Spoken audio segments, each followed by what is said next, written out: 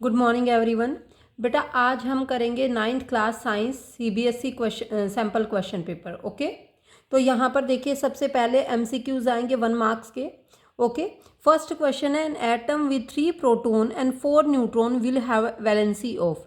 कोई एटम है जिसके अंदर 3 प्रोटॉन है और 4 न्यूट्रॉन है, तो हमें यहाँ न्यूट्रॉन से कोई मतलब नहीं रखना। किसी भी एटम में जितने नंबर ऑफ प्रोटॉन होते हैं उतने ही नंबर ऑफ इलेक्ट्रॉन होते हैं, और इलेक्ट्रॉनिक कन्फिग्रेशन हमारा क्या रहेगा 3 के लिए 2,1 रहेगा। तो लास्ट शेल में कितने नंबर ऑफ इलेक्ट्रॉन आएंगे, लास्ट शेल में नंबर ऑफ इलेक्ट्रॉन आएंगे 1, तो वैलेंसी क्या होगी इस केस में 1 होगी। ओके, नेक्स्ट क्वेश्चन है the property to flow in is unique to fluid. Flow करने की प्रॉपर्टी किसके अंदर होती है, फ्लूइड के अंदर होती है। Which one of the following statement is correct. Fluid के लिए कौन सी, only gases behave like fluid, नहीं। Gases and solid, solid flow नहीं करते बेटा। Gases and liquid behave like fluid, बिल्कुल। सेकंड सी ऑप्शन क्या है करेक्ट है, और इसमें भी सी ऑप्शन क्या है करेक्ट है। उसके बाद नेक्स्ट क्वेश्चन होगा during summer water kept in an earthen pot become cool because of the phenomena of. कि गर्मियों में जो मटके में रखा पानी है वो ठंडा हो जाता है, कौन से फिनोमिना की वजह से। तो गर्मियों में जो मटके के अंदर छोटे छोटे पोर्स होते हैं उनके थ्रू पानी बाहर आ जाता है, और इस फिनोमिना को क्या कहलाता है ये phenomena, evaporation. Okay, evaporation. Next answer है हमारा, नेक्स्ट क्वेश्चन है a few substances are arranged in increasing order of force of attraction. ठीक है, फोर्स ऑफ अट्रैक्शन के इंक्रीजिंग ऑर्डर में दी हुई है। उसके बाद आप फाइंड आउट करने की कौन सा करेक्ट इंक्रीजिंग ऑर्डर है। तो इंक्रीजिंग ऑर्डर में मतलब जिसके अंदर सबसे पहले सबसे कम फोर्स ऑफ अट्रैक्शन, फिर और ज़्यादा, फिर और ज़्यादा। तो गैसेस में सबसे कम फोर्स ऑफ अट्रैक्शन होता है, यहाँ लिक्विड आ गया, यहाँ गैस आ गई, बट यहाँ डायरेक्टली सॉलिड आ गया। तो गैसेस में सबसे कम फोर्स ऑफ अट्रैक्शन होता है, फिर लिक्विड में और फिर सॉलिड में। ओके, तो हमारा आंसर होगा सी। 1 माइक्रोमीटर, 1 माइक्रोमीटर कितने के बराबर होता है, 10⁻⁻6 मीटर के। 1 माइक्रोमीटर कितने के इक्वल होता है, 10⁻⁻6 मीटर के। लाइसोसोम अराइज फ्रॉम, लाइसोसोम किससे अराइज होते हैं, गोल्जी एपरेटस से। लाइसोसोम किससे बनता है, गोल्जी एपरेटस से। लिविंग सेल, बेटा नॉर्मली अगर सेल आए, डेड सेल सबसे पहले किसने डिस्कवर की थी, रॉबर्ट हुक ने की थी, बट लिविंग सेल किसने डिस्कवर की थी, ल्यूवेन हुक ने। किसने डिस्कवर की थी, ल्यूवेन हुक ने। उसके बाद हमारा नेक्स्ट क्वेश्चन होगा tincture of iodine has antiseptic property. जो टिंचर ऑफ आयोडीन है उसके अंदर एंटीसेप्टिक प्रॉपर्टीज होती हैं। कैसे बनाते हैं tincture of iodine, tincture of iodine का मतलब है iodine in alcohol. Tincture of iodine का क्या मतलब होता है, आयोडीन इन एल्कोहल। उसके बाद हमारा नेक्स्ट क्वेश्चन है which of the following tissue has dead cell. Dead cells कौन से टिश्यू के अंदर होते हैं, स्केलन काइमा टिश्यू के अंदर कौन सी सेल्स होती हैं, डेड सेल होती हैं।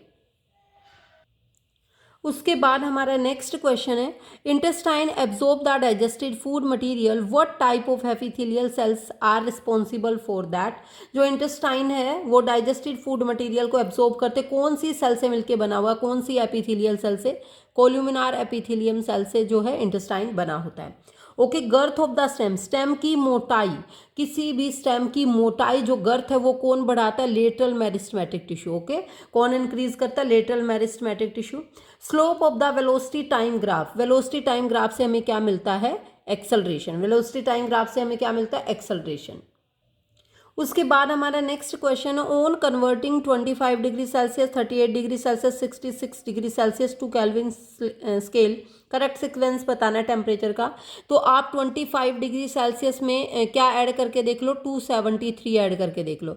ओके, 5 3 ज़ा 8, ओके, 7 2 ज़ा 9, 2, 38 को भी 273 में ऐड करके देखें, 11 और 7 3 ज़ा 10 और 1 3, तो 66 ऐड करेंगे, 6 9 जा 7 6, तो इसी के हिसाब से आपका करेक्ट आंसर, हम सभी डिग्री सेल्सियस में कितना ऐड करके देखेंगे, 273 ऐड करके देखेंगे, तो हमारा आंसर किस में आ जाएगा, केल्विन में आ जाएगा।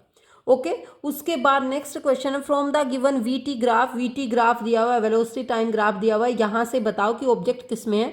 तो वेलोसिटी टाइम के साथ वेलोसिटी में कोई भी चेंज नहीं आ रहा, तो वेलोसिटी टाइम ग्राफ कैसा है कि ये ऑब्जेक्ट किस में है बेटा, रेस्ट में। ये ऑब्जेक्ट किस में है? रेस्ट में। उसके बाद the inertia of an object tend to cause the object, कोई भी इनर्शिया क्या कहता है कि कोई ऑब्जेक्ट जहां भी है वो वहीं रहे, उसकी कोई भी पोजीशन में चेंज ना आए, मोशन में चेंज ना आए। Object is in rest remain in a rest, an object is in motion remain in a motion until or unless some external force is applied on it। उसके बाद तो इसका आंसर क्या कहलाता है? To resist. रजिस्ट का मतलब as it is, to resist any change in state of motion. Next है earthquake produces which kind of sound before the main shock wave begins. Earthquake को कौन सी साउंड बोलेंगे, मतलब पता लग जाएगा जैसे, तो वो कौन सी साउंड होगी?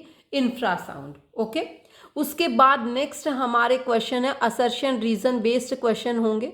फर्स्ट असर्शन रीजन क्या होगा हमारे पास?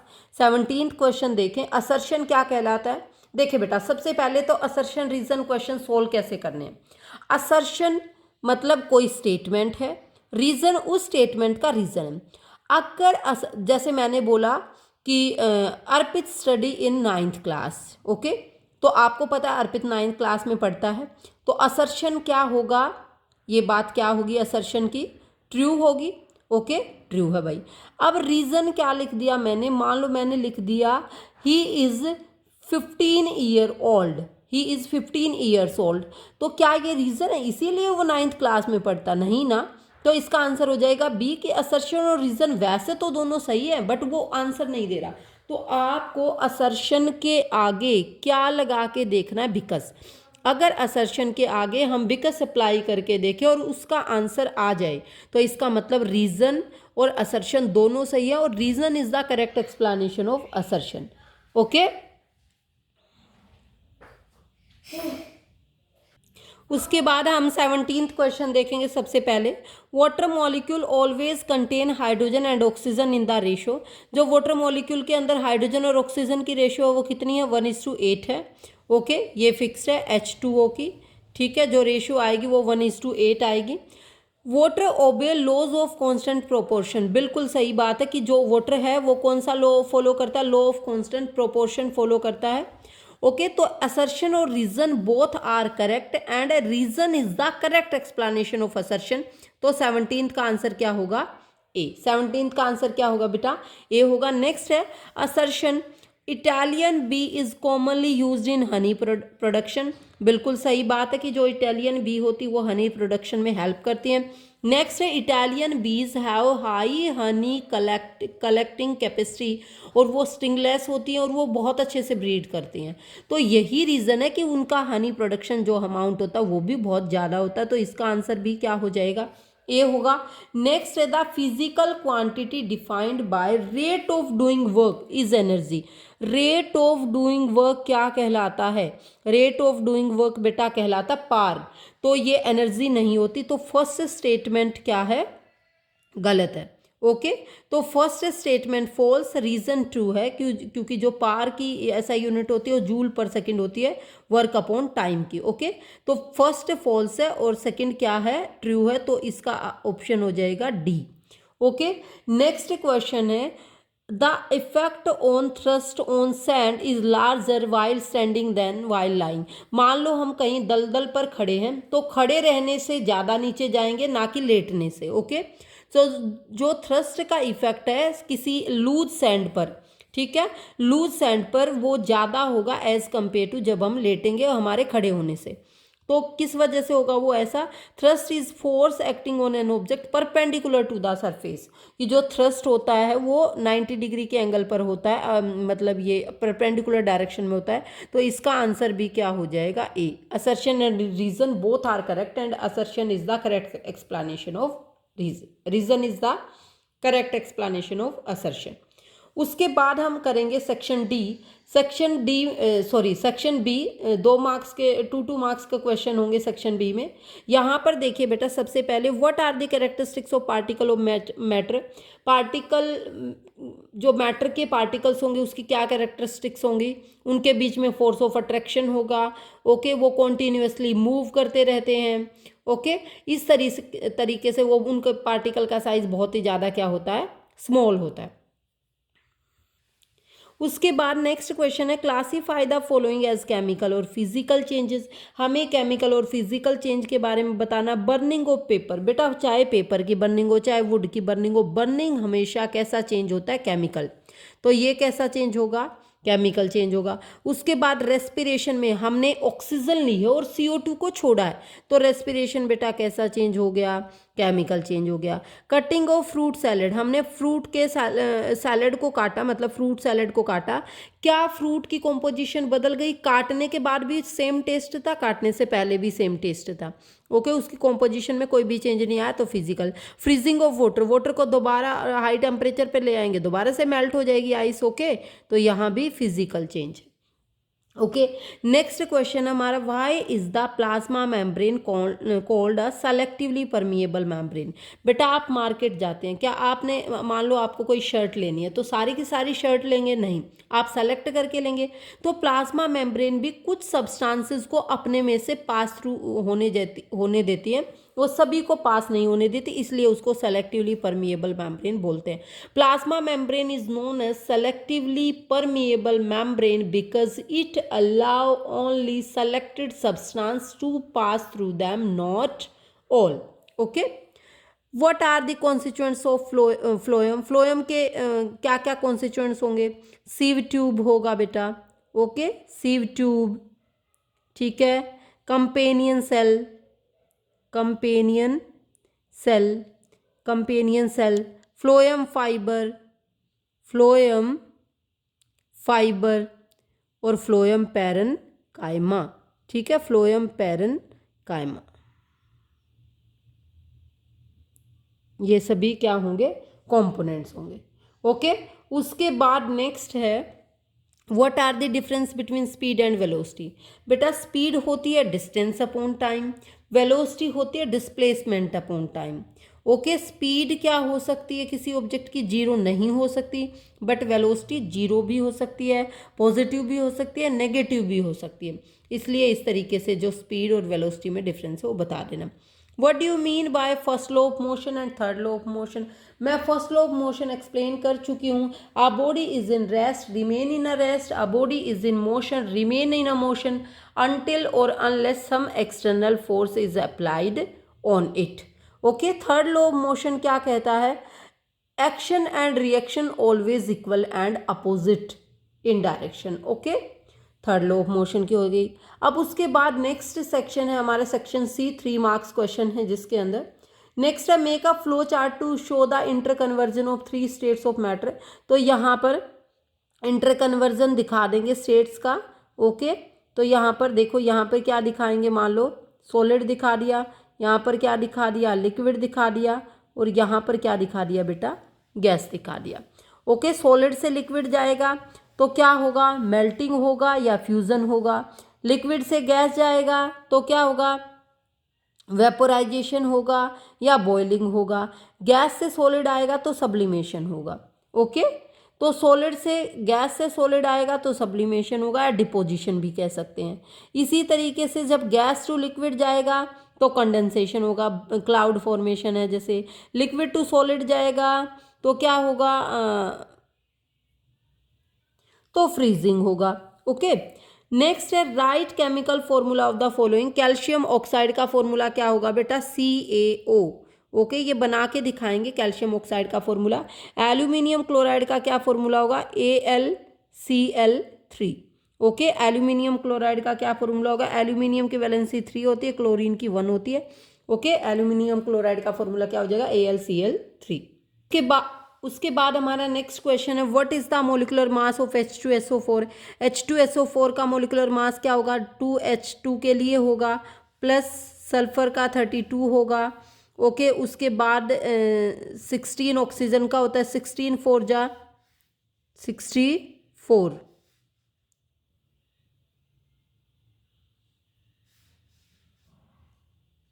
ओके, तो कितना हो जाएगा? 98 हो जाएगा, 98U। CO2 का कितना हो जाएगा?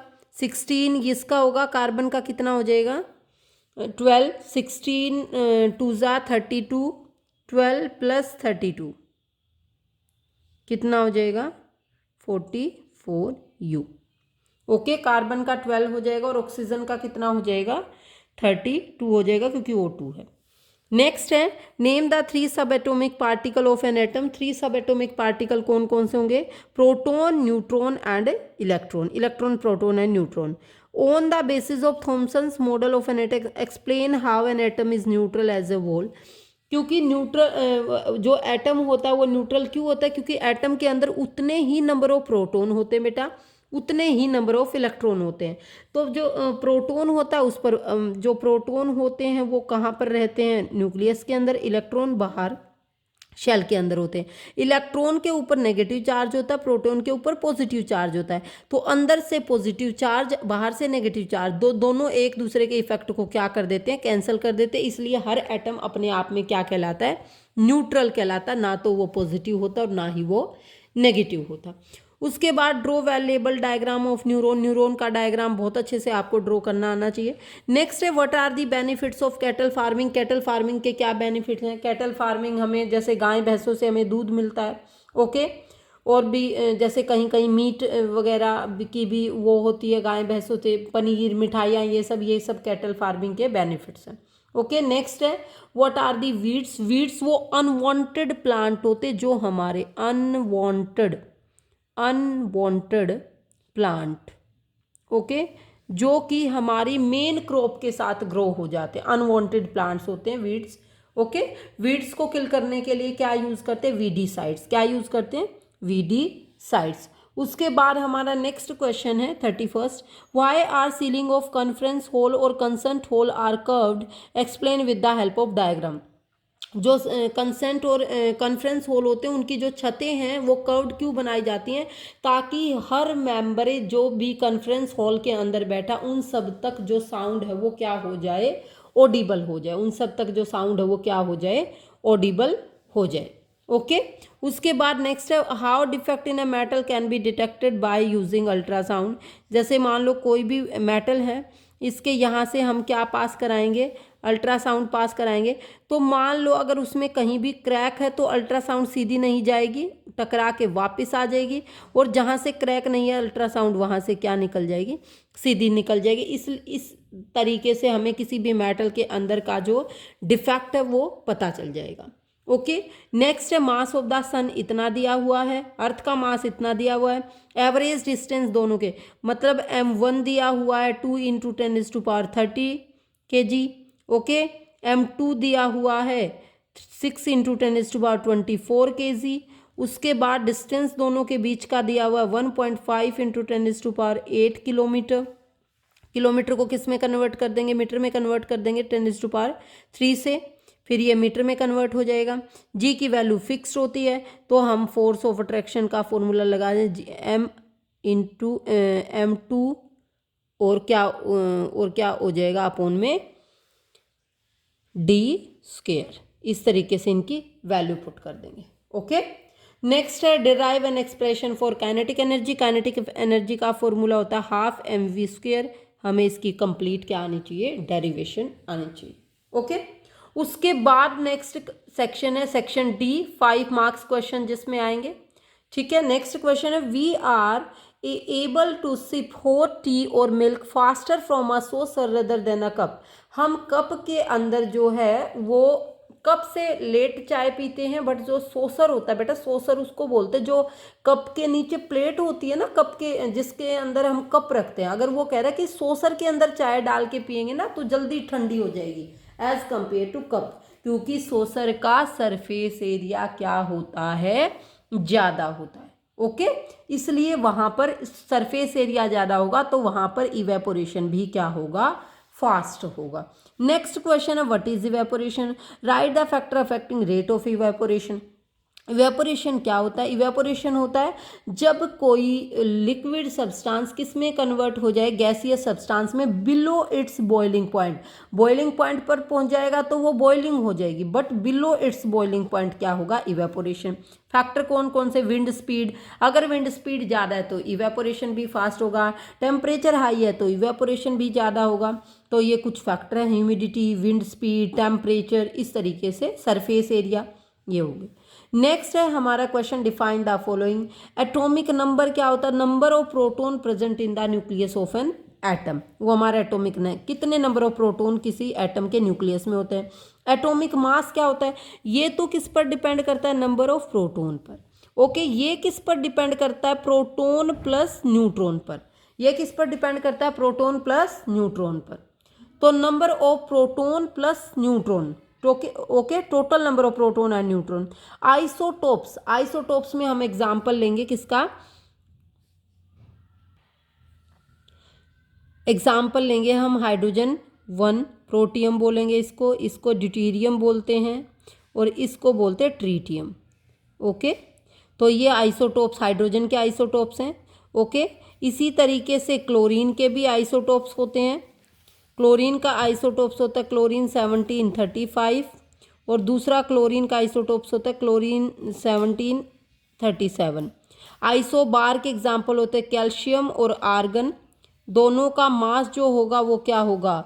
सेम होगा, बट एटॉमिक नंबर एक का 18 होगा और दूसरे का क्या होगा? 20 होगा। ये आइसोबार का एग्जाम्पल है। तो बेटा आइसोबार में तो जो एलिमेंट है वो क्या होंगे? अलग अलग होंगे। जो नंबर ऑफ जो एलिमेंट्स होंगे वो डिफर करेंगे, बट मास दोनों में क्या होगा? सेम होगा और एटॉमिक नंबर क्या होगा? अलग अलग होगा।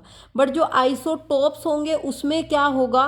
एटॉमिक नंबर क्या रहेगा? सेम, और मास नंबर क्या रहेगा? अलग अलग, और एलिमेंट जो होंगे वो सेम होंगे। बेटा कैसे याद रखना आपको? आइसो का मतलब होता है सेम, ये ट्रिक बता रही हूँ मैं आपको। आइसो का मतलब क्या होता है? सेम, और बार का मतलब होता है जो ऊपर लगे। देखो मैथ्स में बार कहाँ लगता है? ऊपर। अब ऊपर क्या लगता है? Atomic mass. तो ऊपर वाली चीज सेम, आइसो मतलब सेम, बार मतलब ऊपर वाली चीज। तो यहाँ पर ऊपर वाली चीज सेम किस में रहेगी? आइसो बार में, मतलब atomic mass will be same and atomic number will be different. Okay, isotopes को उसका उल्टा कर देना। बार कहाँ लगता है? ऊपर, और आइसो मतलब सेम, तो ऊपर लगने वाली सेम, ऊपर लगने वाली चीज सेम क्या होती है? Atomic mass. नेक्स्ट है हमारा, name the following tissue that provide flexibility to the plant. Plant को फ्लेक्सिबिलिटी कौन सा टिश्यू प्रोवाइड करता है? तो यहाँ आंसर क्या आ जाएगा बेटा? कोलन काइमा। आंसर क्या आ जाएगा? कोलन काइमा प्रोवाइड करता है। Tissue that transport water and mineral in the plant, तो आंसर क्या हो जाएगा बेटा? जाइलम, जाइलम हो जाएगा। Tissue that connect bone to bone, answer क्या हो जाएगा बेटा? लिगामेंट। आंसर क्या हो जाएगा? Ligament. Okay, tissue that help in movements, कौन सा टिश्यू मूवमेंट्स में हेल्प करता है? मस्कुलर। कौन सा टिश्यू बेटा? M for movements, M for muscular या muscles. Tissue that present in the blood, blood के अंदर कौन सा होता है बेटा? Connective tissue. और कौन सा कनेक्टिव टिश्यू बेटा? Fluid connective tissue. कौन सा कनेक्टिव टिश्यू कहलाएगा? Fluid connective tissue. उसके बाद नेक्स्ट है हमारा, व्हाट फैक्टर में responsible for loss of grain during storage, कि कौन कौन से फैक्टर इफेक्ट डालते हैं जब हम किसी भी ग्रेन को स्टोर करते हैं।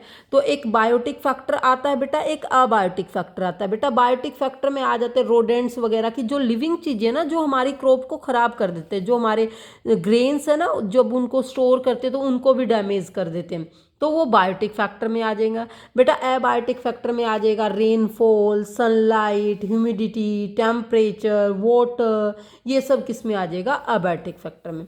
दोनों के दोनों फैक्टर ही इंपॉर्टेंट होते हैं। Write any 3 difference between plant cell animal cell, animal और प्लांट सेल के बीच में क्या लिखने हैं? डिफरेंस लिखने हैं।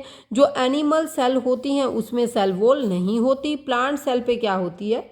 सेल वॉल होती है। एनिमल सेल में प्लास्टिड नहीं होती, प्लांट सेल में क्या होते हैं? प्लास्टिड होते हैं। प्लांट सेल में वैक्यूल्स बहुत बड़ा होता है बट एक ही होता है। एनिमल सेल में नंबर ऑफ वैक्यूल्स ज़्यादा होते हैं बट छोटे छोटे होते हैं। ओके, इसी तरीके से आपको बहुत सारे डिफरेंस पता होने चाहिए। What do you mean bye acceleration? Acceleration क्या होता है? Rate of change of velocity, मतलब वेलोसिटी अपॉन टाइम। ओके बेटा, रेट वर्ड का मतलब होता है टाइम, और वो टाइम कहाँ पर? अपॉन में टाइम। तो यहाँ क्या बोलेंगे? Rate of change of velocity.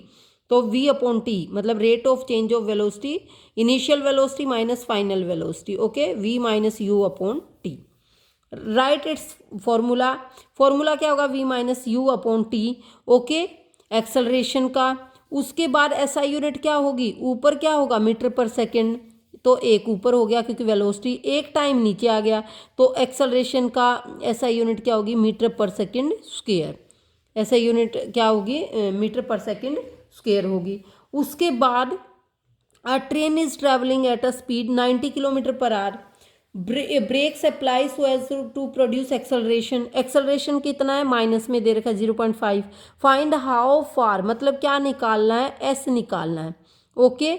Train will go it broad to the rest, rest पे जाने से पहले, तो क्या होगा, रेस्ट पे कब जाएगी, initial U T plus half A T square, ठीक है। तो यहाँ पर क्या होगा, ये तो लगेगा नहीं, s two a s is equal to v square minus u square, ये दो फॉर्मूले होते हैं बेटा, इस तरीके से ये फाइंड आउट कर लेना। 90 किलोमीटर पर आवर से किस में मीटर पर सेकंड में कर देना, मीटर पर सेकंड में, तो उसके लिए हम क्या करते हैं, किलोमीटर पर आवर से मीटर पर सेकंड में कन्वर्ट करने के लिए 5/18 से क्या कर देते हैं, डिवाइड कर देते हैं।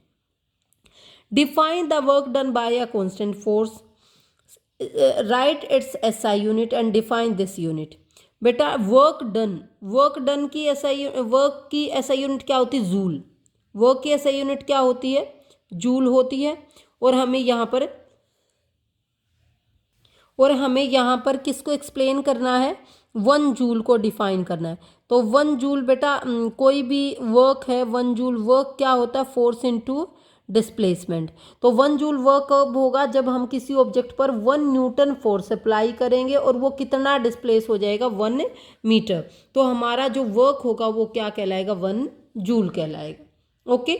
State the difference between density and relative density, बेटा रिलेटिव डेंसिटी यूनिटलेस क्वांटिटी होती है, जो डेंसिटी होती है उसकी यूनिट होती है, मास अपॉन वॉल्यूम डेंसिटी का फॉर्मूला होता है। रिलेटिव डेंसिटी में ऊपर भी एक ऑब्जेक्ट की डेंसिटी रखते हैं और नीचे भी ऑब्जेक्ट की डेंसिटी रखते हैं, ये रेशो होती है, ओके, 2 डेंसिटीज की। इसी के साथ हमारा सेक्शन डी कंप्लीट होता है। अब आइए सेक्शन ई में 4 मार्क्स क्वेश्चन है, केस स्टडी दे रखा है, देखें, स्टडी द गिवन डायग्राम, ये डायग्राम दिया हुआ है बैक्टीरियल सेल का, ओके, यहाँ लेबल कर रखा है, ये आपको पता होना चाहिए। आउटर मोस्ट सेल को क्या बोलते हैं, सेल वॉल बोलते हैं। फिर उसके बाद ये क्या दे रखी है, प्लाज्मा मेम्ब्रेन, और ये अंदर न्यूक्लियर मटेरियल दे रखा है, न्यूक्लियोइड मटेरियल दे रखा है। पार्ट 1, 2, 3 आर लेबल, 1 क्या है, 2 पे क्या है, न्यूक्लियोइड है, बिल्कुल 2 पे न्यूक्लियोइड कहाँ कौन से में है, न्यूक्लियोइड 2 पे है। 1 पे क्या है, सेल वॉल है, सेल वॉल 1 पे किस पे नज़र आ रही है, डी वाले पर। तो 3 पे क्या, प्लाज्मा मेम्ब्रेन है, तो इसके साथ हमारा ऑप्शन क्या हो गया, डी, ओके, डी ऑप्शन हो गया। अब next, nuclear region in the diagram contain, nuclear region के अंदर क्या है, क्रोमोजोम, ये क्या दिखा रखे, क्रोमोजोम, ठीक है भाई। Bacteria has no nucleus, so bacteria is, bacteria के अंदर न्यूक्लियस नहीं होता, उसके अंदर न्यूक्लियोइड होता है, इसलिए बैक्टीरिया कैसी सेल कहलाती है, प्रोकैरियोट्स कहलाती है। Nearly bacteria are motile due to presence of, bacteria के ऊपर ये क्या प्रेजेंट होते हैं जिसकी वजह से जो बैक्टीरिया है वो क्या होता है, मोटाइल होता है, ओके। बैक्टीरिया के ऊपर क्या प्रेजेंट होते हैं, सीलिया प्रेजेंट होते हैं। Select the prokaryotic cell, amoeba, paramecium, hydra, ये सब कैसी सेल हैं, यूकैरियोटिक सेल है। जो बैक्टीरिया होते हैं वो कौन सी सेल होती हैं, प्रोकैरियोट सेल होती हैं, ओके। उसके बाद हमारा नेक्स्ट केस स्टडी है, ओके बेटा, केस स्टडी पढ़ लीजिएगा बट इजी है, ओके। एक बार यहाँ से आप स्क्रीनशॉट ले सकते हैं केस स्टडी को रीड करने के लिए, ओके। नेक्स्ट है फिर हमारा विच एटम लूज 2 इलेक्ट्रॉन फ्रॉम, अगर जिस बच्चे को नॉलेज होगी ना तो उसको केस स्टडी भी पढ़ने की जरूरत नहीं है यहाँ पर। Which atom lose 2 electron from its valence shell to form an ion, कौन सा 2 इलेक्ट्रॉन को लूज कर सकता है, कैल्शियम क्या कितना है, 20 है, 2,8,8,2, कार्बन का कितना होता है, 6 होता है, तो 2,4, क्लोरीन का 2,8,1, सॉरी 1 नहीं 7, ओके, और ऑक्सीजन का 2,6, तो ऑक्सीजन कितना गेन करता है, 2, ओके, ये 1 गेन करेगा, ये 4 क्या करेगा, शेयर करेगा। तो यहाँ पर पूछा 2 इलेक्ट्रॉन अपनी वैलेंस शेल से कौन डोनेट कर सकता है, कौन लूज कर सकता है, तो इसका आंसर क्या हो जाएगा, calcium, Okay, the element which has atomic number 3 is likely to have similar chemical property element with atomic number 3 atomic number का इलेक्ट्रॉनिक कन्फिग्रेशन क्या होगा 2,1। इसका मतलब इसकी केमिकल प्रॉपर्टी किससे मैच होंगी, जिसके लास्ट शेल में 1 इलेक्ट्रॉन होगा। तो इनमें से किसके लास्ट शेल में 1 इलेक्ट्रॉन होगा 11, 2,8,1। Which of the following has the same number of electron as an oxide ion. इसके अंदर कितने नंबर ऑफ इलेक्ट्रॉन होंगे, ऑक्सीजन के खुद कितने होते हैं 8 होते हैं, 2 उसने गेन कर लिया तो नंबर ऑफ इलेक्ट्रॉन कितने बन गए 10 बन गए। तो इनमें से फाइंड आउट करना है कि 10 नंबर ऑफ इलेक्ट्रॉन किसके होंगे। पोटाशियम ने अपना एक क्या कर दिया है, एक डोनेट कर दिया है, तो पोटाशियम के अंदर क्या रह गए हैं 18 रह गए हैं। मैग्नीशियम के 12 होते हैं, 2 डोनेट कर दिए तो कितने रह गए हैं 10। क्लोरीन ने एक गेन कर लिया तो क्लोरीन के 17 होते थे, वैसे कितने हो गए 18। ओके, तो बट यहाँ हमें आंसर मिल चुका है कि मैग्नीशियम के कितने हो गए 10। तो यहाँ पर सेम ऑक्सीजन -2 के कौन इक्वल हो गया, मैग्नीशियम +2। उसके बाद नेक्स्ट हमारा है what is the atomic structure of X-2 ion in which X has proton number of 8। Okay, and nucleon number is 17। X का जो प्रोटॉन नंबर है वो 8 है, तो X ने 2 मतलब गेन कर लिए। ओके, तो प्रोटॉन नंबर 8 है तो नंबर ऑफ इलेक्ट्रॉन भी कितने होंगे X के अंदर 8 ही होंगे। ओके, अगर X का जो प्रोटॉन नंबर है वो 8 है तो जितने प्रोटॉन होते हैं उतने ही क्या होते हैं इलेक्ट्रॉन होते हैं, और इसका एटॉमिक न्यूक्लियन 17 है तो 9 न्यूट्रॉन होंगे। तो इसका आंसर क्या होगा ए होगा। उसके बाद है the ion of an element has 2 positive charges. कोई आयन है एलिमेंट का, उसका 2 पॉजिटिव चार्ज है, mass number of an atom is 24, mass number 24 है, and the number of neutrons are 12। ठीक है, तो what is the number of electron, अगर मास नंबर 24 है, न्यूट्रॉन्स 12 हैं, तो कितने प्रोटॉन कितने बचे 12 प्रोटॉन। जितना नंबर ऑफ प्रोटॉन होता है उतना ही नंबर ऑफ इलेक्ट्रॉन होता है, तो नंबर ऑफ इलेक्ट्रॉन भी क्या होंगे। बट यहाँ पूछा है number of electron in the ions, ion पूछा है, मतलब 2 उसने क्या कर लिए, 2 उसने क्या कर दिए डोनेट कर दिए।